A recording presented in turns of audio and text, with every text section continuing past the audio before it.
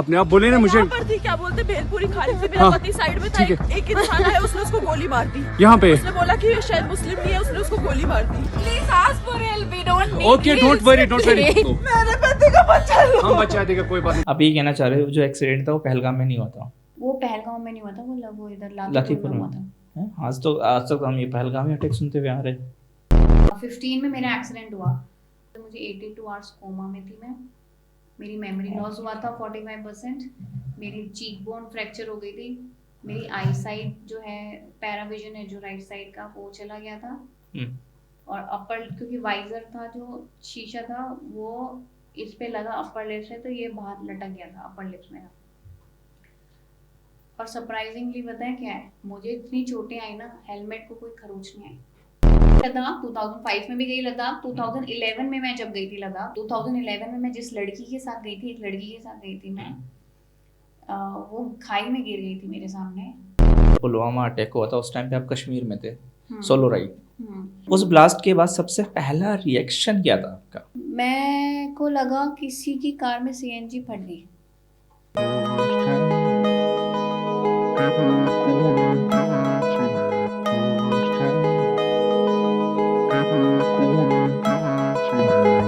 दोस्तों, स्वागत है आप सभी का एक और पावर पैक एपिसोड में।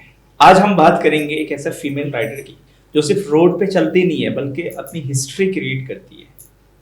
आज हमारे साथ बैठी हैं एक ऐसी फीमेल राइडर जिन्होंने 8 लाख किलोमीटर सोलो राइड किया है।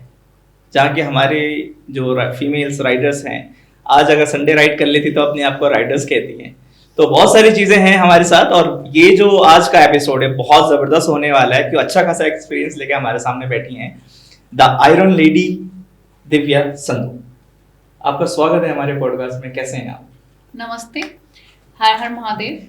अच्छा, आपने राइडिंग स्टार्ट कैसे किया, थोड़ा बताइए आप हमें। तो when I used to get compared with boys, तो मेरे कान से खून निकल आता था कि लड़के ये कर सकते हैं, लड़के वो कर सकते हैं, लड़कों के ये काम होते हैं, लड़कियों के ये काम होते हैं, जा चाचा को पानी देकर आ जाऊँ। I used to like creep about it के वो खुद उठ के नहीं ले सकते हैं। टीवी तो देख रहे हैं ना सुबह से, तो मुझे क्यों जाना है। तो उस टाइम पे I was very young, I was 12 years old. मैंने जब लड़कों को देखा बाइक चलाते हुए ना, तो लड़कों को मैंने देखा भी कि वो किस तरह से खुश होते हैं एक नई मोटरसाइकिल के आने पर। तो मुझे वो खैर कभी फील नहीं हुई वो चीज़ उस टाइम पे। पर then I got into a competition with boys की भी, मैं भी कर सकती हूँ वो चीज़, मुझे भी चलानी है बाइक, मुझे अच्छी लगती है, and it's the easiest way to go anywhere. तो मैंने उस टाइम पे बाइक आई थी, 1998 की बात है, when I first set on a motorcycle and I road it. YBX 125cc 11 bhp at 8000 rpm, 4 stock, 4 speed transmission थे उसके। और क्या मोटरसाइकिल थी वो, ओह माय गॉड, वो अब डिसकंटिन्यूड हो चुकी है, पर वाओ व्हाट अ मोटरसाइकिल। मुझे आज भी फील याद है उस मोटरसाइकिल का। आवाज़ आती थी उसमें, भैं भैं भैं भैं की आती थी उसमें आवाज़, बट वो चार्म था मोटरसाइकिल का चलाने का उस टाइम पे। बट काफ़ी पुरानी बात हो चुकी है, और ऐसा नहीं था कि वो गिरेगी तो कुछ टूटेगा। कौन से टाइम की बात है? 1998, जब तुम पैदा हुआ था? ओह I was about to ask you this question है, कौन से साल में पैदा हुआ है वो? 1998। तो उस साल में ये यामाहा की मोटरसाइकिल आई थी, क्रेजी मोटरसाइकिल, सिल्वर कलर का टैंक था और बिल्कुल फ्लैट बेल्ट इसकी सीट थी। अच्छा। But it was a very beautiful. उस टाइम पे ही मुझे उस मोटरसाइकिल को पकड़ने में ही दिक्कत होती थी, बिकॉज उस टाइम पे मेरी एज भी कम थी ना, I was 12 and a half, और मेरे को वो बाइक बहुत भारी लगती थी, बहुत हैवी थी वो मोटरसाइकिल मेरे लिए। अब तो खैर इट्स पीनट्स। बट पहली लॉन्ग राइड आपने जब किया, वो कौन सी राइड थी आपकी पहली लॉन्ग राइड? चंडीगढ़ में थी मैं, उसके लिए गई थी अपने एडमिशन के लिए गई थी स्पोर्ट्स टोगा के लिए इन 2003। बाइक से नहीं गई थी, वॉल्वो से गई थी। दिल्ली से चंडीगढ़ गई थी वॉल्वो से। लेकिन एडमिशन क्लोज हो चुके थे, पर मैंने वहाँ पे ऑलरेडी स्टे ले लिया था 4-5 दिन का। तो हमको था कहीं जाना है, तो किसी ने सजेस्ट किया, क्योंकि मेरे साथ और भी स्पोर्ट्स के बच्चे गए थे, तो उन्होंने सजेस्ट किया हम घूम के आते हैं। उन्होंने बोला ले चलते हैं, ले लद्दाख चलते हैं। तो मैं भी तैयार हो गई अगले दिन ले लद्दाख जाने के लिए। तो उन्होंने बोला कि भाई तू जैकेट पहन ले। इन्होंने मुझे बाइक दी, हेलमेट उस टाइम पे ट्रेंड नहीं था, तो एक बंदा अगर पहनेगा हेलमेट, एक नहीं पहनेगा, या चलाने वाला भी पहनेगा नहीं पहनेगा, कुछ मैटर नहीं करता था। अच्छा। और मैंने उनको बोला कि भाई 4 घंटे हो गए हैं, तुम्हारी मार्केट क्यों नहीं आई? कह रहे हम मार्केट नहीं जा रहे। कौन सी मार्केट जा रहे हैं? मैंने कहा चंडीगढ़ मार्केट बोला ना तुमने, हम मार्केट जा रहे हैं ना सामान खरीदने के लिए। 4 घंटे में मार्केट नहीं आई। मैंने बोला हम लेह लद्दाख जा रहे हैं। सो टू मी आई थॉट, मैंने इससे पहले कभी लेह लद्दाख का नाम भी नहीं सुना था। सो आई थॉट कि लेह लद्दाख किसी मार्केट का नाम है जो चंडीगढ़ में है, और वहां जा करके मैं शॉपिंग करने वाली हूँ। अच्छा। But when I went to Leh Ladakh, तो that was the first experience to me. वो ऐसा था जो स्कूल में भी आती है ये कहावतें, कुएं का मेंढक, तो वैसा वाला फील आया था मुझे कि मैं एक घर में थी और मुझे लग रहा था बस यही सब कुछ है, यही दुनिया है। और जब मैं बाहर निकली, मैंने एक्सप्लोर किया, देन आई रियलाइज कि दुनिया बहुत बड़ी है। तो आपने फर्स्ट राइड जो करी थी 2003 में करी थी लद्दाख की, लद्दाख वो भी में बिना प्लानिंग के? बिना प्लानिंग के। फिर मैं दोबारा गई पागलों की तरह 2005 में। फिर मैं दोबारा गई 2011 में। और 2011 में जब मैं गई थी, और हाँ 2005 में मैं खारदुंगला गई थी। आज तक I have not met anyone, any girl, अगर जेंडर वाइज पूछोगे तो, who has been on solo to Khardungla in that year. और खारदुंगला बाईपास कब बना था, मतलब मेरे जन्म से भी पहले से वो है वहाँ पर। मैं 2003 में गई लद्दाख, 2005 में भी गई लद्दाख, 2011 में मैं जब गई थी लद्दाख, उसके बाद अब गई लद्दाख, 2004 में गई मैं लद्दाख, क्योंकि मैं ट्रॉमाटाइज हो गई थी। 2011 में मैं जिस लड़की के साथ गई थी, एक लड़की के साथ गई थी मैं, वो खाई में गिर गई थी मेरे सामने, और मैं इतनी ट्रॉमाटाइज हो गई थी कि मैं लद्दाख के नाम से ही डर गई थी। तो मतलब आप अकेले थे, आपसे तो और भी कोई? मैं 2 लड़कियां थी, मैं थी और एक और मेरे साथ थी आरती दीदी थी, रितु दीदी थी। Okay. तो हम एवेंजर और बजाज पर थे। So I was the first girl to take the Avenger जब लॉन्च हुई थी 2005 में, तो मैं लेके गई थी उसको लद्दाख। अच्छा, आपके फैमिली का रिएक्शंस क्या था जब आपने बाइक या राइडिंग स्टार्ट करी? जो रिएक्शन था ना, उनको ये लगा कि मैं नॉर्थ पोल होकर आ गई हूँ इंडिया में। उनका रिएक्शन ऐसा था। खर्चा ज़्यादा हो गया था, मैंने उधार ले लिए थे दोस्तों से लद्दाख से वापस आने के बाद, वो वापस पैसे करने थे। पॉकेट मनी मिलती थी मुझे 100 रुपीज़ अ वीक, तो 4 महीने नहीं मिले मुझे पैसे, क्योंकि मैंने उधार लिया था किसी से लद्दाख के चक्कर में। फिर हुई बहुत सारी चीज़ें हुई। फिर there was this article about Kalpana Chawla, जिसने मेरी सोच फिर से हिट करी। इट वाज लाइक कि आप बॉक्स में बैठे हो, और आप, क्योंकि मुझे लगता है कि आज़ादी, आप फ्रीडम तब फील करते हो जब आपके दिमाग में आप फ्री हो। अब मुझे दिख गई बॉक्स सेट लाइट, वो थी न्यूज़पेपर में नाम था बड़ा बड़ा, Kalpana Chawla, origin of India. उसने वो कर दिखाया जो हिंदुस्तान के लड़के भी आज तक नहीं कर पाए। The first Indian origin to reach moon. तो ये लाइन ने मुझे बहुत हिट कर दिया। मैं कहा क्या ये तुमने स्यापा मचा रखा, लड़के ये लड़के वो। मैं कहा, पर खैर उनको कुछ फर्क नहीं पड़ता। The entire concern of my mom was पानी आया नहीं आया, चावल लेके आया कि नहीं आया। सो दिस वाज अ कंसर्न। आपने अपने राइडिंग स्किल्स को कैसे इम्प्रूव किया? कॉपी पेस्ट करके। मैंने किसी को देखा, मैंने जैसे अभी बताया ना, मैं बहुत ऑब्जर्व करती हूँ चीज़ें, मैं बहुत नोटिस करती हूँ कि कौन क्या कर रहा है, कैसे कर रहा है। तो मैं टेक्निक्स पे ध्यान देती हूँ। जैसे अगर किसी ने बाइक चलाते हुए हाथ ये ऊपर कर लिया, तो मुझे ये समझ में आ गया, साइंस समझ में आएगी, एरोडायनामिक किस तरह से काम करता है, कि हवा अगर पास हो रही है, अगर स्पीड ज़्यादा तेज हो रही है या स्लो हो रही है, तो बंदा किस तरह से मोटरसाइकिल के ऊपर बैठा हुआ है। तो मैं ये सब चीज़ें नोटिस करती हूँ। और ये सब चीज़ें मोटो जीपी देखने से पहले मैंने ये सब कर लिया था। मोटो जीपी तो बहुत बाद में इंडिया में टीवी पे आने शुरू हो गया ना। टीवी तो पहले सबके घर में भी नहीं था। तो ये सिर्फ आप फोन में वीडियोस में देख देख के सीखे आप? नहीं, रियल में देखा मैंने। पहली बार रॉकेट 3 पे बैठे थे, उस टाइम क्या फील हुआ था? बाइक है, चलानी है, सिंपल। हाँ, तो ऐसे एक्साइटमेंट कुछ नहीं, वो तो जब वो चल गई उसके बाद हुई एक्साइटमेंट। तो 2500 सीसी मेरे पैरों के बीच में है, टाँ टाँ टाँ टाँ करके वो, उसने तो मेरी मतलब हार्ट बीट ही बहुत ज़्यादा तेज कर दी।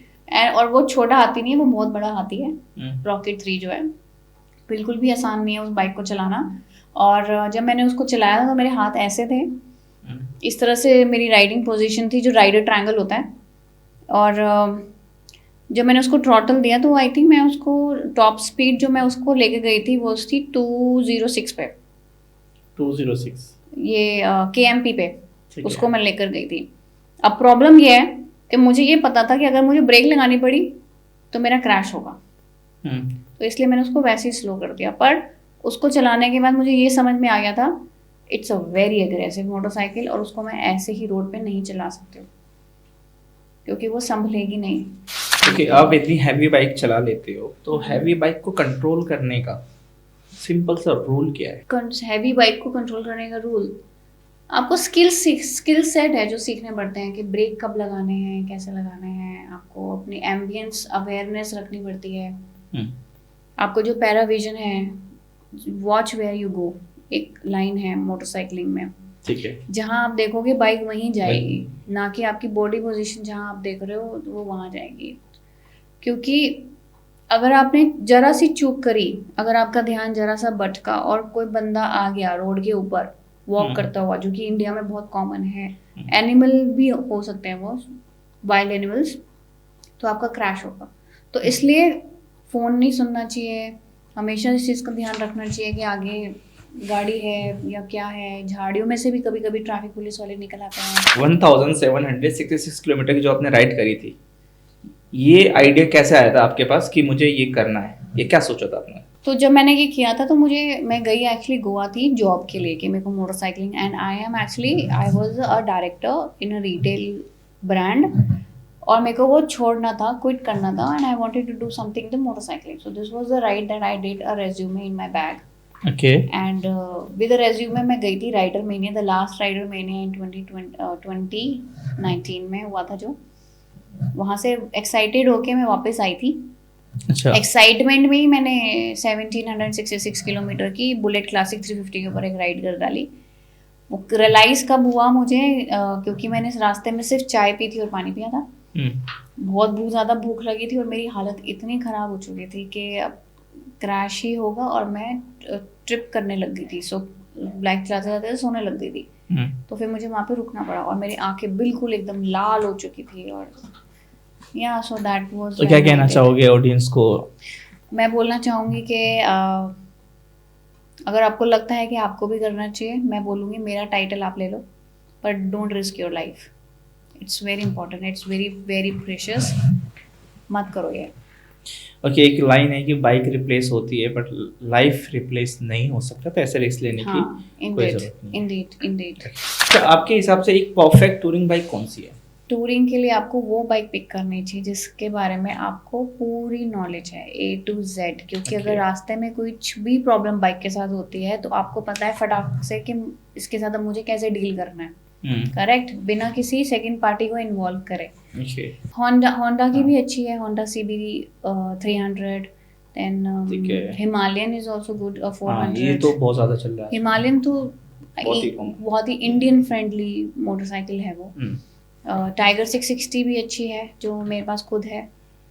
और मैं पर प्रेफर करूँगी कि अगर किसी लड़की को मोटरसाइकिल लेनी है तो they can also go for this roadster Jawa की, यज़दी की।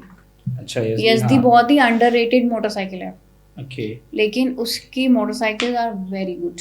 इनकी मैंने अभी एक बाइक चलाई थी रोडस्टर लास्ट ईयर, वो लड़कियों के लिए तो बेस्ट है, स्पेशली शॉर्ट हाइट लड़के जो भी होते हैं और जो ज़्यादा वेट मोटरसाइकिल्स का नहीं उठा सकते हैं, उनके लिए भी वो मोटरसाइकिल परफेक्ट है। यज़दी की आपने जो राइड करी थी 1700 वाली समथिंग, उसमें सबसे रिस्की मोमेंट क्या था आपके लिए? वो राइड ही रिस्की थी बहुत ज़्यादा, 2 रीजंस की वजह से।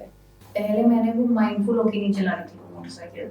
I was already very excited ये सोच करके कि भी मेरी जॉब लगने वाली है मोटरसाइकिलिंग में, तो I was not thinking straight. ठीक है, उसमें मेरे क्रैश हो सकते थे, 100% हो सकते थे। सेकंड सबसे बड़ा रीज़न है कि मैंने अपनी बॉडी को ब्रेक नहीं दिया। ओके। उसमें भी बहुत कुछ हो सकता था, मेरा हार्ट फेलियर हो सकता था, मेरा BP लो हो सकता था। कई लोगों के BP लो होने की वजह से उनके पैरों में स्वेलिंग आती है, जूते नहीं उतरते, पैंट नहीं उतरती उनकी, राइडिंग पैंट्स। और ये बहुत रिस्की चीज़ें होती हैं ये। अच्छा, आप अपने एक्सपीरियंस के अकॉर्डिंग एज अ बिगनर्स कोई अगर आपको देख के इन्फ्लुएंस होती है तो क्या एडवाइस दोगे? लेकिन मैं ये बोलूँगी कि ऑब्जर्व करो, जो एक्सपीरियंस राइडर्स हैं उनको देखो चलाते हुए कि वो कैसे चला रहे हैं। आप ओवर कॉन्फिडेंट में गलती कर सकते हो तो don't do it. Pulwama attack हुआ था उस टाइम पे आप कश्मीर में थे, हम्म। Solo ride. उस ब्लास्ट के बाद सबसे पहला रिएक्शन क्या था आपका? मैं को लगा किसी की कार में सीएनजी फट गई, अच्छा, क्योंकि मैं सुन रही थी कुछ दिनों से कि सीएनजी ब्लास्ट हो रहे हैं, इस तरह की चीज़ें आ रही थी सामने। हाँ, तो मुझे लगा कहीं और एक और ब्लास्ट हुआ है, जैसे किसी की गाड़ी कार फटी। में या किसी, बट इस तरह का कुछ अटैक निकलेगा ये मैंने नहीं सोचा था। बट जो रिएक्शन था वहाँ पे जो लोगों का, जैसे मैं खाना खाने के लिए बैठी थी और मैंने खाना शुरू भी नहीं किया था और उन्होंने मेरे को टाटा बाय बाय कर दिया था, वो मुझे बहुत ही फिशी लगा। उस मोमेंट में डर ज़्यादा था या शॉकिंग? या मिक्स ऑफ इमोशंस थे उस टाइम पे मेरे दिमाग में। जैसे कि मुझे अच्छे से याद है आज भी, काफ़ी यंग थी उस टाइम पे, तो मैं 2019 की बात है ये। और मतलब मुझे ये था कि क्या करूँ मैं यार, इनको हेल्प के लिए पूछूं। क्या आया था माइंड में आपके? कि मेरे दिमाग में ये आया ही नहीं था कि मुझे भागना है यहाँ से या ये यहाँ से मुझे जाना है। मेरे अगेन माई क्यूरियोसिटी का जो मेरा घंटी थी वो बज गई थी कि क्या हो रहा है यहाँ पे, क्या हो गया यहाँ पे। अच्छा, रोने का भी मन कर रहा था जब मैं बाइक पर थी, तो रोया आई आपने? डिड रोए। मैं रो भी रही थी क्योंकि यकीन ही नहीं हो रहा था कि मैं ऐसी सिचुएशन में थी जहाँ पे शायद मैं भी हो सकती थी। वो जो एक्सीडेंट था जिस टाइम पे आप बाय चांस जैसे भी आप वहाँ तक पहुँचे, आई थिंक आपकी बाइक खराब हुई थी, राइट? मेरी बाइक में खराब कुछ नहीं हुई थी। टूट गया था। मेरी बाइक नहीं खराब हुई थी, हुआ ये था मैं गुलमर्ग गई थी और वहाँ से नीचे उतरते वक्त स्नो हो गई थी, तो मेरी ठीक। बाइक स्नो में फिसल गई थी। ठीक है। तो जब वो फिसली थी तो वो उसका जो हैंडल बार जो था वो टेढ़ा हो गया था, उसका जो ब्रेक लीवर है वो टूट गया था और उसका जो फुट पैग है वो भी टूट गया तो था। फिर चला कैसे ले गए? वही तो, जब मैंने पैर रखा अपना ऊपर तो ना वो था वहाँ पे करोल बाग से वो लगवाया था मैंने, लेग प्रोटेक्टर, लेग ठीक है। गार्ड लगवाया था। हाँ। उसके ऊपर पैर रख के मैं अच्छा। बाइक नीचे लेकर के आई, लेकिन कभी उधर रख रही थी, कभी पीछे पिलियन का जो फुट पैग होता है कभी उसके ऊपर पैर रख रही थी। पर वो भी वो आज भी टेढ़ा है, मानोगे, वो आज भी टेढ़ा है उसका फुट पैग, वो सीधा नहीं किया मैंने। कौन सी बाइक थी उस टाइम पे आपके पास? अभी भी है क्लासिक 350 अच्छा, फर्स्ट जेन ना, हाँ, टार्जन उस बाइक का नाम, मैं उसको अच्छा। बुलाती हूँ टार्जन। अच्छा, आज भी जब उस दिन की याद आती है तो क्या आप डिस्टर्ब होते हो? हाँ आती है, उस दिन की याद आती है तो कुछ मतलब आज भी मेरे पास जैसे कई ऐसे सिचुएशंस जिनकी सिर्फ फोटो मेमोरी है मेरे पास, और कई सिचुएशन ऐसी जिसमें सिर्फ मेरे पास फोटोग्राफ नहीं है पर मुझे आवाज़ सुनाई देती है, उधर जाओ उधर, मतलब वो एक होता है ना टोन कश्मीरियों का, जो वो कुछ हिंदी में बोल रहे होते हैं लेकिन पता चल जाता है ये बंदा कश्मीरी है, वैसा वाला टोन कभी कभी मुझे सुनाई देता है, क्योंकि वो है ट्रॉमा मेरे पास अभी भी। मुझे तो गन्स तक याद हैं। कौन से गन्स थे? AK-47 था, और एक मैं उनके बाद एक और AK-47 का एक और सीरीज़ उन्होंने उस टाइम पे लॉन्च किया था, उसी साल लॉन्च किया था, और वो एक गन मैंने एक बंदे के पास देखी थी। मतलब वो किसके पास था? आर्मी के पास? ऑफिसर के पास। अच्छा। And they were in black uniform, और ब्लैक भी नहीं लग रहा था वो मुझे, बहुत ही मिडनाइट ब्लू कलर था वो, बहुत ही डार्क था वो, मतलब वो देख कोई बंदा एक बार देखेगा ना तो वो ब्लू नहीं लगेगा उसको बहुत ज़्यादा ध्यान से देखेगा तो लगेगा उसको कि भी ये तो मिडनाइट ब्लू कलर है, नॉट ब्लैक। अच्छा, राइडर्स को ऐसे रिस्की एरियाज में किन किन चीज़ों का ध्यान रखना चाहिए? जो मोटरसाइकिल चलाते हैं उनको पता होता है कि every day is a very risky ride, तो वो सिर्फ इस अगेन अपने एम्बियंस का ध्यान रख सकते हैं, अपने पास सेफ्टी के लिए कुछ चीज़ें रख सकते हैं जो उनको पब्लिकली नहीं बतानी चाहिए, कैमरे पे भी नहीं बतानी चाहिए कहीं पर, जैसे कटर्स रख सकते हैं छोटे छोटे, कहीं पे भी छुपा के रख सकते हैं, एक सीक्रेट फ़ोन रख सकते हैं कहीं पर अपनी बॉडी में जो इमरजेंसी में काम आए, साइलेंट करके, कैश रख सकते हैं हिडन पॉकेट्स के अंदर, क्योंकि अब तो UPI आ चुका है, तो कैश रख सकते हैं। अच्छा, आपने कश्मीर में अच्छा खासा राइड किया है, तो कश्मीर जैसे पता था पूरा मुस्लिम का ही है ना? तो क्या फील हुआ, कैसा लगता है वहाँ पे? मैं पहले गई थी 2003 में, तो ऐसा ही लगता था जैसे मैं किसी जेल में आ गई, जैसे ये बहुत ही हाई रेटेड जेल है। अच्छा। आप क्यूबा गए हो? अच्छा, जेल होती है जैसे लग्जरी जेल्स होती है ना, जहाँ पे आप कुछ भी कर सकते हो, बस आप आर्म फोर्स हैं बाहर एंट्री गेट के ऊपर, वहाँ भी आर्मी रहेगी, आप क्या कर रहे हो बस आर्मी आपको देखेगी, कैमरा आपको देखेगा। पहले ऐसा देखा है मैंने 2011 तक। ठीक है। उसके बाद जब मैं 19 में गई थी, पर मैं गुलमर्ग गई थी जम्मू कश्मीर वाले रास्ते से, तब भी यही हाल था 19 में। हाँ, लेकिन अब जब मैं गई थी 24 में तो कुछ बदल गया था, कुछ अलग था वहाँ पे। वहाँ के लोगों का नेचुरल कैसा है? नहीं, दे आर वेरी नाइस। सबसे बड़ी बात पता, दे आर वेरी प्रिटी। लड़के भी बड़े सुंदर हैं यार। एक तो किसी की नॉर्मल आंखें नहीं है वहाँ पे।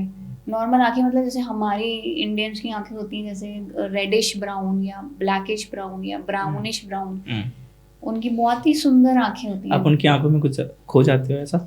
मैंने ट्राई तो किया था पर कुछ हो नहीं पाया। ओके, चीज़ बताओ, ग्राउंड रियलिटी वहाँ की और फिर न्यूज़ को देख के क्या डिफरेंस लगा? दोनों में कितना डिफरेंट है? मुझे लगता है 19-20 का फर्क है, पर फर्क है क्योंकि जो मैं देखती हूँ न्यूज़ में वो मुझे अलग नज़र आती है न्यूज़, और जो मैं ग्राउंड में थी वो अलग थी। जैसे जो ये इंसिडेंट हुआ ये लीथापुर में हुआ था, लाथीपुर में हुआ था। तो पर जो वो एरिया है वो पहलगांव है। तो इन्होंने मतलब मुझे ऐसा फील होता है जैसे जो चीज़ें ट्रेंड भी होती है ना, वो नामों की वजह से होती हैं कि कौन सा नाम ज़्यादा फिट बैठ रहा है। आप ये कहना चाह रहे हो जो एक्सीडेंट था वो पहलगाम में नहीं हुआ था? वो पहलगांव में नहीं हुआ था, वो इधर लाथीपुर में हुआ था। आज तक हम ये पहलगाम अटैक सुनते हुए आ रहे हैं, पर वो एरिया पहलगांव में आता है। अब जैसे यहाँ दिल्ली में कोई अटैक होगा, दिल्ली में अटैक हुआ, दिल्ली में अटैक ही हुआ बोलते हैं ना, लेकिन दिल्ली में कहाँ हुआ? तो ये वैसा ही है, पहलगांव में तो हुआ अटैक, पर पहलगांव में ये लाथीपुर में अटैक। और ये सरप्राइजिंगली NH नंबर पता है क्या था? NH 44, जहाँ हम जैसे लोग हर रोज आना जाना करते हैं, मतलब हर ट्रिप पर हम लोग वही हाईवे पकड़ते हैं, K2K वाला, कश्मीर टू कन्याकुमारी वाला। अच्छा, उस राइड ने आपको अंदर से तोड़ा है या फिर मोटिवेट किया है? तो ये जो 2019 की पहलगांव वाली बात बोल रहे हो आप, ना इसने मुझे तोड़ा ना इसने मुझे मोटिवेट किया, पर इसने मुझे एक लर्निंग जरूर दी। क्या? कि मोटरसाइकिल अगर मैं चलाऊंगी तो मेरे साथ कुछ भी हो सकता है, मतलब I should be prepared for everything. अच्छा, आपको आयरन लेडी का नाम कैसे मिला? आयरन लेडी तो मेरी जो मोटरसाइकिल जर्नी है, तो आयरन लेडी का नाम अपने आप में ही बहुत बड़ा है। मतलब there is this Indira Gandhi who is called the iron lady of India. उसके बाद फिर जब मैंने उनकी जर्नी देखी वो काफ़ी इंस्पायरिंग है बाय द वे। फिर जब मैंने मेरी जर्नी भी देखी तो मुझे भी लगा कि सिमिलर तो नहीं हो सकती कहीं से भी तो। पर हाँ, मतलब in motorcycling yes I am the iron lady. और ये नाम का recommendation was from Jammu Kashmir, जब when they posted my name with my this title iron lady of the motorcycle, जब ये अपने फ्रेटर्निटी उन्होंने लिखा न्यूज़पेपर में, Divya Sandhu the iron lady of the motorcycle fraternity riding for 8 lakh plus kilometre. फिर मुझे हिट हुआ था कि ये नाम तो मेरा होना चाहिए सोशल मीडिया के ऊपर, लिटरली। तो that's how I got my name. Okay, nice. अच्छा, क्या आप इसको खुद आप अपने आप को खुद इस टाइटल के लायक मानते हो? जो मेरी जर्नी है, मैंने ये नाम इसलिए नहीं लिया क्योंकि ट्रेंडिंग है, सोशल मीडिया बहुत पावरफुल है। मेरी कोई जर्नी पड़ेगा तो उसको खुद ही फील हो जाएगा कि कौन सी पहलगाम वाली? नॉट जस्ट पहलगाम, बहुत सारे। पहलगाम में तो कुछ किया ही नहीं मैंने। क्या किया मैंने? कुछ नहीं किया, बस मैं देख कर आ गई। ठीक है, किस्मत है मेरी कि मुझे कुछ हुआ नहीं, बट सिर्फ देख कर आ गई, मैं एक्सपीरियंस कर लिया। मेरी जो जर्नी है 8 लाख प्लस किलोमीटर्स की, उसमें जो एक्सपीरियंस है मेरे पास, बहुत कुछ है मेरे पास बताने के लिए और जर्नी एक्सपीरियंस शेयर करने के लिए, which actually gives me this advantage to call myself iron lady. Congratulations, आपने एक बुक लिखा है, ठीक है, तो फर्स्ट ऑफ ऑल आप हमें ज़रा ये बताइए, ये आइडिया आया कहाँ से आपके पास? ये आइडिया एक्चुअली मैं जिन जैसे आप जैसे लोग मुझे मिलते रहे, जिन अभी तो मैंने क्या? कुछ बताया ही नहीं अपने बारे में। बट आज के टाइम में ऐसा नहीं लगता है कि लोग बुक से थोड़ा दूर भाग रहे हैं? आजकल मैं बहुत लोगों को मिली हूँ, बहुत मुझसे उम्र में बड़े हैं, लेकिन उनके पास भी वो एक्सपीरियंस नहीं है बाइकिंग का जो मेरे पास है हम्म, और जो मेरी स्टोरीज हैं। हम्म, तो उन्होंने बोला बुक लिखो। मैं कहा यार मेरे को मतलब कौन पढ़ेगा यार बुक मैं खुद पढ़ती नहीं हूँ, मैं बुक लिख लूँ। तो एक इंसिडेंट ऐसा हुआ जिसने मुझे मजबूर कर दिया कि मुझे ये चीज़ लिखनी पड़ेगी कि जब लड़कियां मोटरसाइकिल चलाती हैं तो वो लड़कों से कम नहीं है। अच्छा, तो मैंने इसलिए उसके अंदर और भी लड़कियों को इन्वॉल्व करने की कोशिश करी। इट वाज अबाउट 20-25 विमेन जो ये राइड करने वाली थी मेरे साथ इस बुक के लिए। और कॉज था yes to education and no to drugs. तो अभी तक तो आपको समझ में आया हुआ है एजुकेशन को लेकर के मैं बहुत सीरियस हूँ ठीक है। कि एजुकेशन मुझे लगता है लूप होल है हर चीज का, हर हर चीज़। प्रॉब्लम का। ये जो अंधविश्वास है ना उसका भी सबसे उसकी जड़ ही एजुकेशन जड़ी है। एजुकेशन। तो मुझे लगता है कि ये कॉज राइड हमें करनी चाहिए और वो भी सिर्फ वुमेन को। क्या नाम है इसका, एक बार जरा दिखाइए अपने बुक के बारे में कैमरे पे।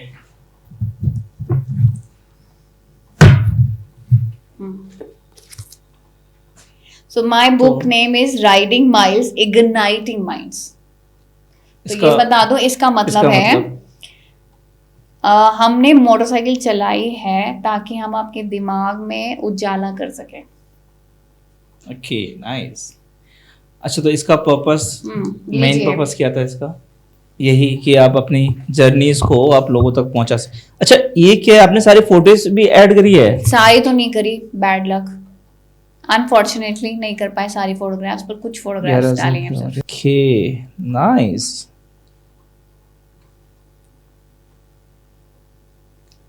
और ये बुक का प्राइस भी बहुत ज्यादा नहीं है। It's as equal to the any Sunday breakfast right. मतलब 450 रुपए की ये किताब है, बस कोई भी खरीद सकता है अमेजोन पे जा करके।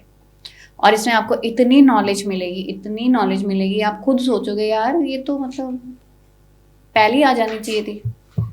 ओके, तो ये जो बुक है आपकी, ये कहाँ कहाँ पे अवेलेबल है? अमेजोन पे तो अवेलेबल है ही, ऑनलाइन पे है। नोशन प्रेस ने भी अपनी पेज पे डाला हुआ है ये, उनके इंटरनेट पे भी। आप ये नाम डालोगे ना, राइडिंग माइल्स, ये कौन है? Donita? Donita is another women female rider जो कि पैशन के लिए मोटरसाइकिल चलाती है। एंड मैंने जैसे ही मैंने बोला था ना अभी, मेरे को और भी लड़कियों को डालना था, तो 20 लड़कियां थी पर सब ने बैकआउट कर दिया जिस दिन राइड होनी थी। सिर्फ ये रही मेरे साथ। अच्छा, वो क्या हुआ, क्यों हुआ, वो तो जब आप बुक पढ़ोगे तो आपको पता चलेगा। क्या ये जो बुक है ये रियल लाइफ एक्सपीरियंस पे बेस्ड है? यस, 100%। जब आप इसे लिख रहे थे उस टाइम पे और जब आप राइड कर रहे थे उस टाइम पे क्या फीलिंग थी? दोनों के फीलिंग्स में कितना डिफरेंस था? देखो, बुक मैंने कंप्लीट करी है 2 सालों में, क्योंकि बीच में 1 साल मेरा एक्सीडेंट भी हो गया था, तो थोड़ा कुछ महीने का ब्रेक हो गया था। ये कब की बुक है ये बुक अभी लॉन्च करी है विमेन डे पे 8 मार्च को। अच्छा। और राइड करी थी मैंने 2024 में। जो 25 में या 24 में भी एक एक्सीडेंट हुआ था आपका, लेग इंजरी? हाँ, 25 में एक्सीडेंट हुआ मेरा, लेग इंजरी। कैसे हुआ था ये? एक्चुअली मैं एक राइड पर थी और बहुत लंबी स्टोरी है इसके पीछे। मैं मोटरसाइकिल पर थी पर मैंने सर्विस सेंटर में अपनी बाइक दी। वापस मैं कैब से चंडीगढ़ जा रही थी, रास्ते में मैं कैब में बैठी थी पीछे, तो एक्सीडेंट हुआ ये आफ्टरनून के टाइम पे। और मेरी आँख खुली सीधा हॉस्पिटल में, तो 4 बज रहे थे। और फिर मैंने सबसे पहले तो गालियाँ निकाली बहुत बड़ी बड़ी ड्राइवर को कि देख के नहीं चला सकता, मुझे फिर पहुंचा दिया हॉस्पिटल। मैं हॉस्पिटल में ही आने के लिए पैदा हुई हूँ क्या बार बार। अच्छा, तो पता चला फिर 2 फ्रैक्चर निकले, नी तो 100% चली गई, फिर तिबिया भी चली गई। तो उन्होंने सर्जरी करके अगले ही दिन विदिन 24 आवर सर्जरी करनी होती है, तो उन्होंने सर्जरी करके प्लेट डाल दिया। अच्छा, आपने एक वो खोला था दिव्या को इंटरनेशनल करके, आपने कोई आपका राइडिंग क्लब है क्या है? हाँ, दिव्या मेरा स्कूल है, मैं मोटरसाइकिल चलाना सिखाती हूँ। सिखाते हो? 2005 से। कहाँ पे? स्कूटी, और ये घर के पास ही है, मतलब मेरा ऐसा कोई ग्राउंड लोकेशन नहीं है, क्योंकि मैं पर्सनल कोचिंग देती हूँ, तो मैं घर के पास जाकर के लोगों को सिखाती हूँ। And I started this in 2005 Delhi में। 2005? 2005 20 साल पहले। हाँ, मैं 40 साल की हूँ। न्यू राइडर्स की सबसे बड़ी गलती क्या देखते हो? जैसे आप ऐसे कोच हो, आपके पास लोग आते हैं राइडिंग के लिए, तो क्या सबसे बड़ी मिस्टेक देखते हो? मेरे को लगता है कि जो न्यू राइडर्स आ रहे हैं, चाहे फीमेल मेल फीमेल हैं जितने भी हैं, वो उनको लगता है दे नो इट ऑल। वो ओवर कॉन्फिडेंट है चीज़ों को लेकर के, and they don't have time to go and talk to the mature riders जिनके पास बहुत एक्सपीरियंस है बाइकिंग का। क्योंकि वो आते हैं और सबसे बुरी बात मुझे जो लगती है वो ये है कि they come up with the title first female, first male. किस भाई चीज़ की? तुम अब पहले इंसान थोड़ी हो जिसने उमलिंगला बाइक चला ली है। तुमसे पहले तो बीआरओ के कितने जवान हैं जिन्होंने मोटरसाइकिल चलाई होगी वहाँ पे, पता नहीं क्या क्या चलाया होगा वहाँ पे। अगर अब इसमें लूप होल निकालेंगे लोग, कैसे निकालेंगे loophole? I am the first civilian Indian to ride to Umlingla. भाई ये क्या तरीका हुआ? इंसान तो इंसान ही होता है, इंडियन तो इंडियन ही है ना, नेशनैलिटी हो गया ना। बीआरओ वाले इंसान नहीं होते वो। तो अगर वो चला रहे हैं वहाँ पे तो how come you are the first? और जो वहाँ लोग रह रहे हैं, जो लद्दाख में लोग रह रहे हैं, they are actually the first people to ride to those terrains जो तुम लोग वहाँ पे पहुँचाते हैं या लेकर के जाते हैं। You are not the first people. तो मुझे लगता है ये जो वो लोग फेमस होने के लिए चीज़ें कर रहे हैं वो गलत तरीके से कर रहे हैं। मैं थोड़ा लंबा बोल रही हूँ। इसमें दो प्रॉब्लम आएंगी आगे चल करके। फेमस होना बहुत आसान है, मोटरसाइकिल के साथ बहुत आसान है। फाइनेंस मैनेज करना बहुत मुश्किल है। कम फेमस तो हो जाओगे, कमाओगे कैसे? ओके अच्छा, राइडिंग लड़कियों के लिए कितना सेफ है? मोटरसाइकिल लड़कियों के लिए सेफ है जैसे लड़कों के लिए सेफ है। लड़कियों के लिए तब अनसेफ हो जाता है जब आइडेंटिटी रिवील हो जाती है। कैसे? आइडेंटिटी रिवील कैसे होती है? जब आप बताते हुए जाते हो पूरी रोड को कि देखो लड़की चला रही है बाइक। मतलब आप ये कहना चाह रहे हो आप जब राइडिंग गियर में नहीं होते हो तो आपकी आइडेंटिटी रिवील हो जाती है, राइट? एग्जैक्टली। क्योंकि जब मैं पहले चलाती थी ना बाइक तो मैं ड्रेसअप होके जाती थी ऐसे कि किसी को पता नहीं चले कि मैं लड़की हूँ। अब इतने गियर्स आ चुके हैं और अब इतनी फ्रीडम आ चुकी है, इतना लोग चलाने लग गए हैं मोटरसाइकिल को कि वो कुछ भी कपड़े पहन के चलाती हैं लड़कियाँ। फिर जब लड़के पीछे आते हैं फिर उनको प्रॉब्लम होती है। और मैं ये ऑब्जेक्शन लड़कियों के ऊपर नहीं कर रही हूँ, मैं ये वो माइंडसेट के ऊपर कर रही हूँ जो लड़कियों को फॉलो करते हैं। उन्हें नहीं करना चाहिए। लेकिन फिर लड़कियाँ भी ये बात नहीं समझती कि उन्होंने लड़कियों को नहीं देखा है बाइक चलाते हुए, तो वो उस एक्साइटमेंट में लड़कियों को फॉलो करते हैं। क्योंकि उन्होंने ये चीज़ें सिर्फ फिल्मों में देखी हैं, बड़ी स्क्रीन पे देखी है, रियल में नहीं देखी है। पर वो लड़कियों के लिए वो जो सिचुएशन है वो बहुत ही अनकंफर्टेबल और अनसेफ हो जाती है। गियर और हेलमेट में कितना इम्पोर्टेंट है राइडिंग में? सो इंडिया में जो हेलमेट है वो ISI मार्क, और अगर हायर रेंज पे जाना है तो फिर DOT है, ACE है। लेकिन ISI है जो कि इंडिया में सेफ्टी के पॉइंट ऑफ व्यू से बिल्कुल करेक्ट है हेलमेट, वो ही लेना चाहिए। पर अपने हेड साइज़ के हिसाब से कि वो आप का मुंह जो है इतना टाइट कर दे कि अगर आप अंदर च्युइंगम भी चू कर रहे हो तो अगर आपके जो चीक्स हैं वो कट नहीं हुए तो इसका मतलब साइज अभी भी जो है वो बड़ा है। अच्छा। च्युइंगम अंदर चबाते वक्त अगर आपके चीक्स कट होने वाले हैं, that is a correct head size helmet for you. और बूट्स, राइडिंग बूट्स बहुत ज़रूरी है, बहुत ज़रूरी है राइडिंग बूट्स। बस ये दो मिनिमम चाहिए ही चाहिए। बाकी तो जैकेट है, पैंट है, वो नी गार्ड है, एल्बो गार्ड है। अच्छा, क्या बिना ट्रेनिंग के राइड करना रिस्की होता है? ट्रेनिंग, हाँ, ट्रेनिंग की नीड तो होती है। जैसे अब मैंने किया था तो मैंने बिना ट्रेनिंग के किया था। लेकिन मैंने एक्साइटमेंट में आके गलतियां नहीं करी। मैंने फॉलो किया, मैंने लोगों को देखा कि वो कैसे चलाते हैं, उनसे पूछा, उनसे क्वेश्चन करा। मैंने ओवर कॉन्फिडेंट में बाइक नहीं चलाई हिमालयास के ऊपर। तो जो बिगिनर्स होते हैं, मेरा रिकमेंडेशन ये है कि अगर वो ट्रेनिंग अफोर्ड नहीं कर सकते हैं तो वो अकेले नहीं जाए, वो ग्रुप में जाएं। ग्रुप वालों को देखेंगे वो कैसे चला रहा है, उनसे सीखें, उसके बाद चलाएं। लेकिन अगर वो ट्रेनिंग अफोर्ड कर सकते हैं तो मेरा पहला रिकमेंडेशन होगा गो फॉर द ट्रेनिंग। आप पहले ट्रेनिंग लो, सीखो कि आपका ग्रीन जोन और रेड जोन क्या होता है मोटरसाइकिल का। अच्छा और टर्निंग्स का ब्लाइंड स्पॉट भी होते हैं मोटरसाइकिल के, तो वो क्या होते हैं आई डोंट नो कि कौन से ट्रेनिंग स्कूल ये सब चीज़ें करवाते हैं कि नहीं। अच्छा, आप क्या चार्ज करते हो ट्रेनिंग का? इट डिपेंड करता है कि भी एग्जांपल कंप्लीटली डिपेंड करता है कि इट कैन गो टू 6,000 10,000 15,000 एक ट्रेनिंग कितना एक ट्रेनिंग भी डिपेंड करती है कि आप बिल्कुल बेसिक हो, बिल्कुल आपको साइकिल चलानी भी नहीं आती हो, या आप बिगिनर हो या इंटरमीडिएट हो, या आपको अगर advanced as a training beginner लेनी है। आपको अगर साइकिल चलानी भी नहीं आती है तो price can go to 10 to 16,000। कितने दिन का होता है ये? 4 days का होता है, 4 4 to 5 days का। आपके अकॉर्डिंग एक परफेक्ट राइडर की क्वालिटी क्या होती है और क्या होनी चाहिए? According to me, a good motorcyclist should be a good listener. Okay. Respect देना है बहुत ज़रूरी है। एक राइडर अगर एक राइडर को रिस्पेक्ट नहीं देता है ना तो वो बहुत ही बुरा लगता है, तो रिस्पेक्ट होनी बहुत ज़रूरी है। बहुत सारे आज के टाइम पे फेक राइडर्स आ चुके हैं, है ना, जैसे कि वो सिर्फ राइड इसलिए करते हैं वो रील्स बना सके। क्या कहना चाहोगे? आई हैव दिस मैंने बोला है बहुत जगहों पे कि मेरे को तो कोई प्रॉब्लम नहीं लगती, मुझे तो अच्छा ही लगता है कि वो लोग कर रहे हैं। इनफैक्ट आपके थ्रू मैं बोलना चाहती हूँ बहुत लोगों को, जिन लड़कियों ने सोशल मीडिया के लिए मोटरसाइकिल चलानी शुरू करी है, फेमस होने के लिए मोटरसाइकिल चलाना शुरू करी है, मैं उनको थैंक यू बोलना चाहती हूँ, क्योंकि कहीं ना कहीं आपने हम जैसे लोगों को देख के बाइक चलानी शुरू करी है और बहुत सारे लोगों ने आपको देख के मोटरसाइकिल चलानी शुरू करी है। Thank you so much. Social media ने राइडिंग कल्चर को बेटर बनाया या फिर बेकार? तो ये जो सोशल मीडिया जैसा आप बता रहे हो कि मोटरसाइकिल कम्युनिटी को सोशल मीडिया ने क्या किल कर दिया है, तो मेरा जवाब है हाँ, बिल्कुल किया है।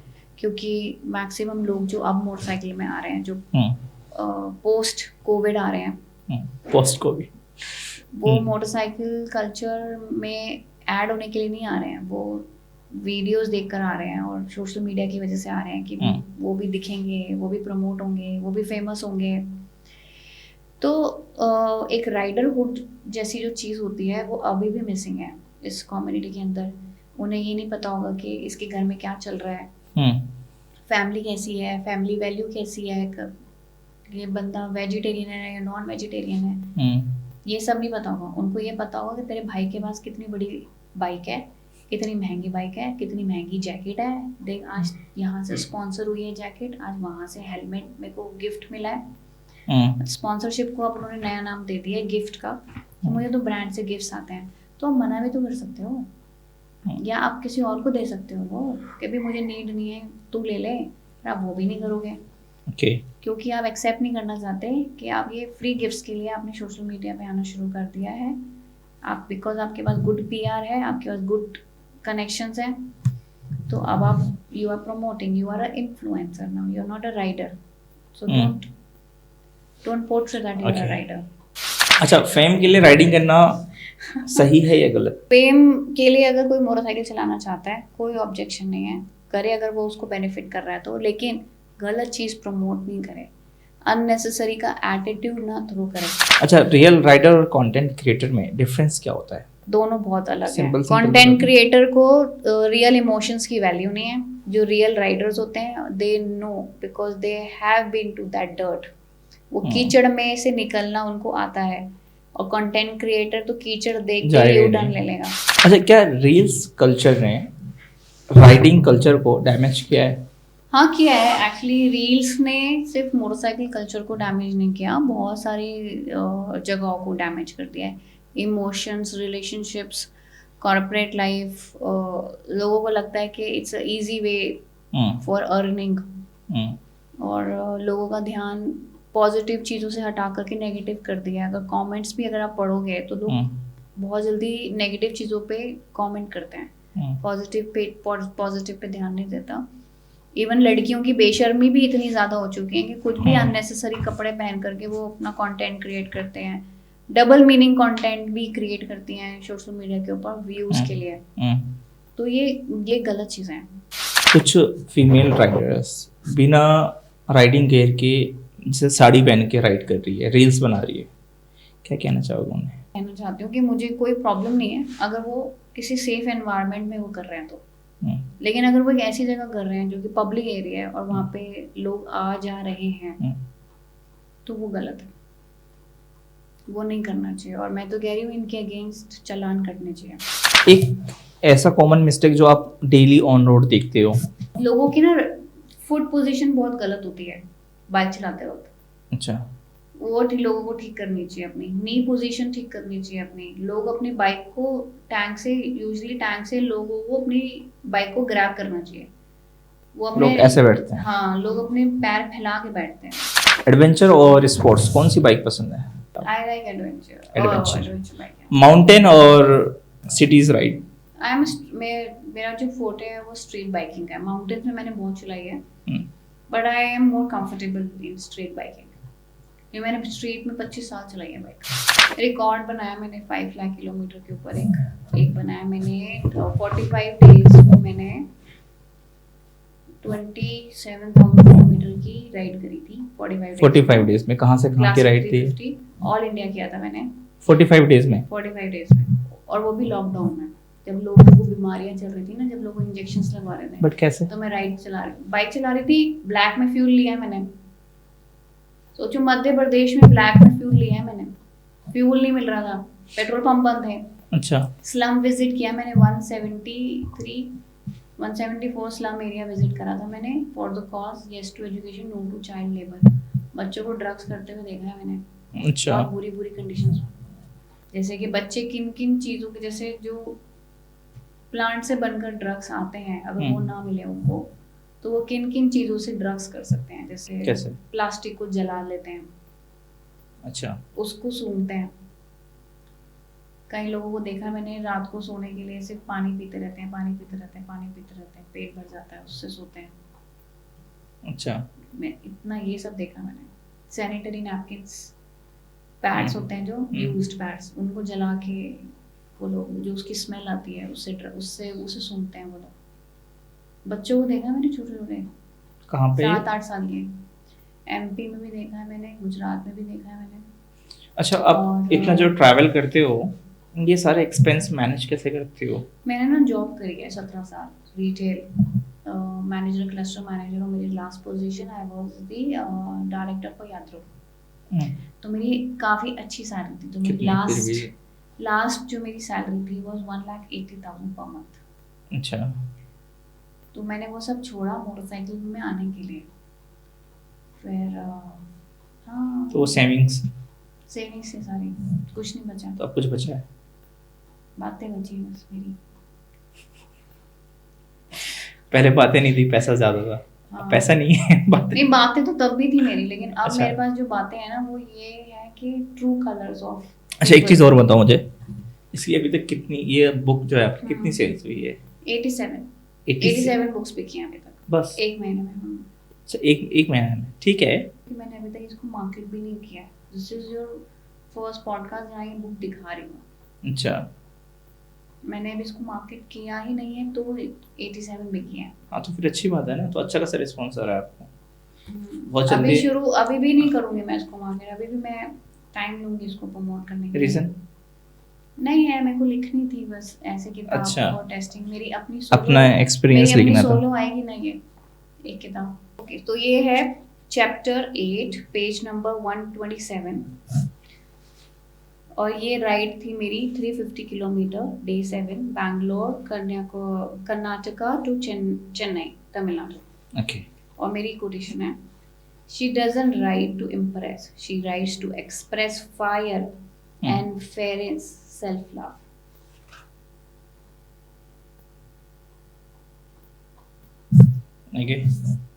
कोटेशन है, इसको थोड़ा एक्सप्लेन करो अच्छे से।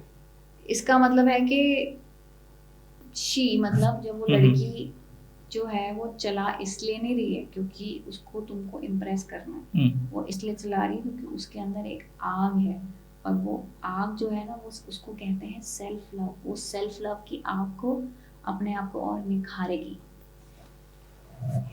क्या अच्छा था। तो सारी ऑलमोस्ट ऐसी इस टाइप से लिखी है। हाँ, इस टाइप की है। एक मैंने और लिखी थी, देखो यार, लड़की कोई भी हो, कैसी भी हो, किसी भी रंग की हो, शेप की हो, एज की हो, तो बाइक चलाती है तो a woman riding a motorcycle is powerful. कोई भी औरत मोटरसाइकिल चलाएगी बहुत ही पावरफुल लगती है। ऑब्वियसली बहुत से लोग कहते हैं कि अगर आपने लद्दाख नहीं किया तो आप एक राइडर नहीं हो, क्या ये सच्चाई है या मिथ? मुझे लगता है जिसने अपर मस्टैंग में राइड नहीं करी है वो अच्छा। राइडर ही नहीं है। ऐसे क्या है? अपर मस्टैंग लद्दाख से भी ज़्यादा 10 टाइम्स डिफिकल्ट टरेन है। अच्छा, वहाँ जाने के लिए ही सिर्फ आपको एंट्री पास चाहिए पर पर्सन 50,000 का। पर पर्सन 50,000 सच में? यस।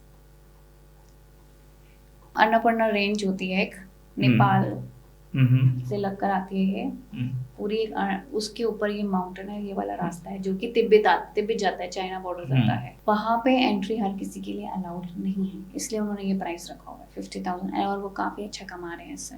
तो देयर आर 2 मस्टैंग्स, अच्छा, अपर मस्टैंग और लोअर मस्टैंग। लोअर मस्टैंग में मुक्तेश्वर मंदिर भी आता है, टेम्पल हर हर महादेव। मेरा एक्सीडेंट हुआ था 2015 में।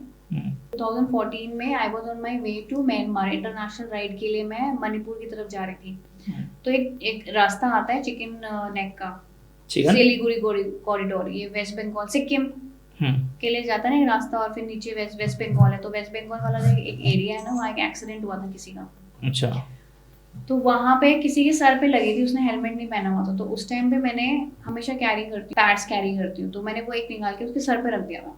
अब 15 में मेरा एक्सीडेंट हुआ तो मेरे हेड इंजरी हुई थी और मैंने हेलमेट पहना हुआ था। तो हेलमेट साइज गलत था, मेरा helmet size was medium size, मैंने अपने पापा का पहना हुआ था और हाफ फेस था। तो अंदर ही हेड घूम के मेरे 2 इंचेस का होल हो गया, जिसकी वजह से मुझे 82 आवर्स कोमा में थी मैं। मेरी मेमोरी लॉस हुआ था 45%, मेरी चीक बोन फ्रैक्चर हो गई थी, मेरी आई साइड जो है पैराविजन है जो राइट साइड का वो चला गया था। और अपर, क्योंकि वाइजर था जो शीशा था वो इस पे लगा अपर लिप्स से, तो ये बाहर लटक गया था अपर लिप्स में। और सरप्राइजिंगली बताएं क्या है, मुझे इतनी चोटें आई ना, हेलमेट को कोई खरोच नहीं आई। ये कैसा हेलमेट? स्टड का ISI मार्क हेलमेट, एक खरोच नहीं आई। जबरदस्त बात है, हेलमेट बिल्कुल सही मार्केटिंग करते हैं, हेलमेट नहीं टूटा, बिल्कुल नहीं टूटा, लेकिन मेरा सर नहीं बचा, ठीक है। और वो किस वजह से? रॉन्ग साइज का हेलमेट पहनने की वजह से। ओके, ठीक है। अब जब मैं ऑफ कोर्स जब मैं ठीक हो गई तो नाउ तो we have a lot of.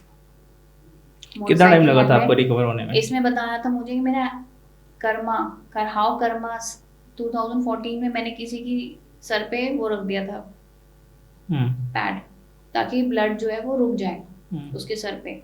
तो इसमें किसी ने मेरी जान बचाई, अपना टॉवल निकाल के मेरे सर पे रख दिया और सर दबा दिया, उससे मेरी जान बची है। जो डॉक्टर सेड जिस किसी ने भी इसके सर पे रखा है ना towel, she will have a normal life. मतलब अगर मैं जिंदा भी बच जाती तो मेरी लाइफ नॉर्मल नहीं होती। अच्छा, brain is a very sensitive चीज, तभी तो इतना मेंटल हेल्थ को भी प्रमोट करते हैं अब तो लोग।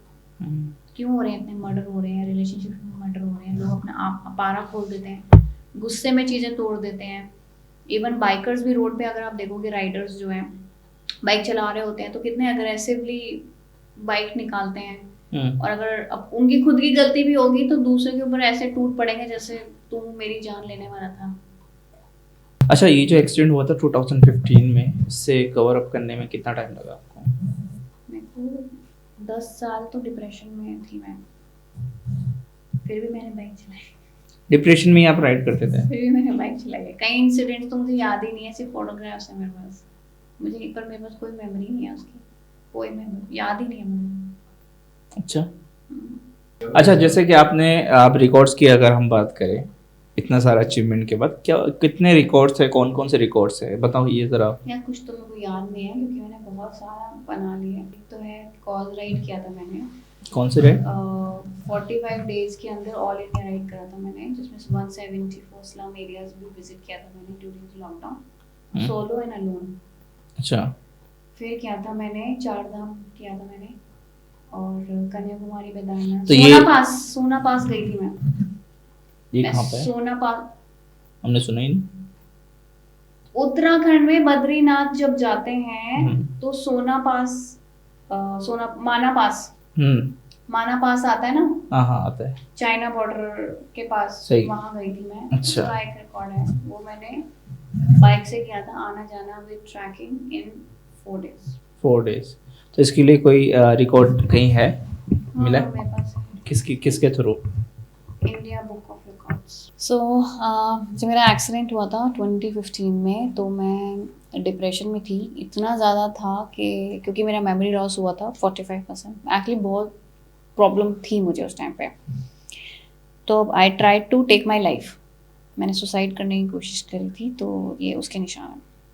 बट ऐसा क्या क्या क्या रीजन था सुसाइड करने का? मैं ठीक से सोच नहीं पाती थी, मैं ठीक से कर नहीं पाती थी, और फिर जो मेरे आसपास लोग थे वो बिल्कुल भी सपोर्टिव नहीं थे, वो मेरी सिचुएशन नहीं समझ रहे थे। और टू बी ऑनेस्ट मैं किसी को भी ब्लेम नहीं करती हूँ उस चीज़ के लिए, क्योंकि उनको भी नहीं पता कि मैं what I am going through, क्योंकि मुझे भी नहीं पता कि what I am going through.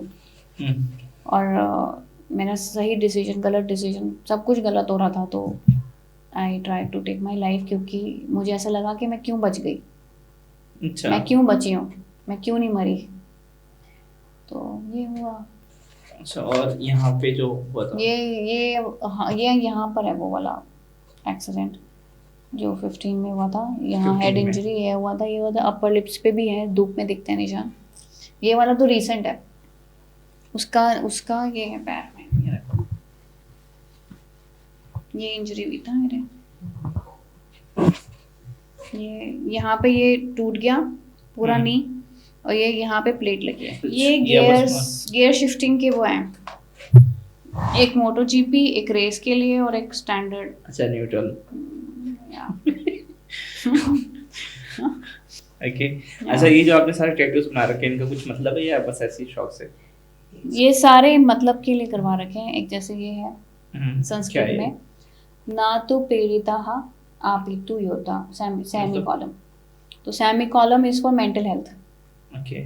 तो डिप्रेशन, एंजाइटी, दैट इज ये कब लिखवाया आपने? Semicolon. मैंने ये डिसाइड किया था कि all my tattoos are going to be by women only.